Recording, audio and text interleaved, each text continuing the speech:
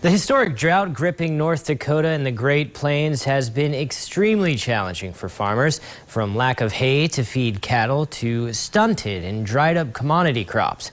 A valid concern: is this drought an outlier pattern, or is this a glimpse of what could be a new normal? For this week's KX Ag and Energy Insight, we are talking with a Washburn farmer who tells us how the recent rain will and will not benefit his operation.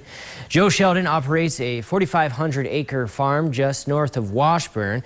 He grows spring wheat, soybean, pinto bean, and corn. He was fortunate to harvest his spring wheat 2 weeks ago before the recent rain. He says the quality of the wheat was high with good color and high protein, but there was not enough bushels. Sheldon says his soybeans are stressed, but they're not beyond hope. They're not completely brown yet. The recent rain could definitely help with some of his later maturing soybean strands.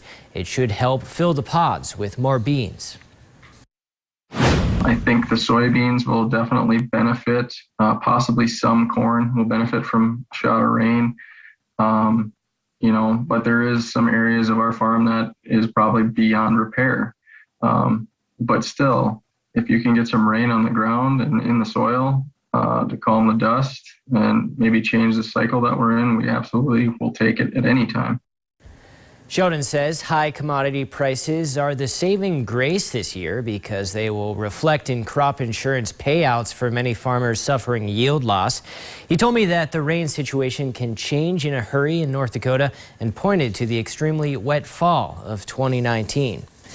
2 weeks ago, U.S. Secretary of Agriculture Tom Vilsack announced that the USDA is investing $167 million in 12 states for rural broadband, and North Dakota is one of them. NTCA, the Rural Broadband Association's CEO, Shirley Bloomfield, says private companies will be applying for that USDA money. And according to a White House fact sheet, North Dakota will receive $100 million to help provide broadband coverage, including providing access to at least 19,800 North Dakotans who currently lack it. North Dakota actually has one of the highest penetrations of fiber optics in the entire nation because independent community-based telecommunication providers started putting fiber infrastructure in place 20 years ago. But now, Bloomfield says ensuring the final gaps are connected and everyone in the state is connected should be an important priority for state lawmakers. A lot of the COVID-related relief that came down from the federal government goes to the state. It'll really be up to Governor Burgum to really help put the emphasis on using that funding to build some of those broadband networks. So I think the state will have a really important role in making some very key decisions.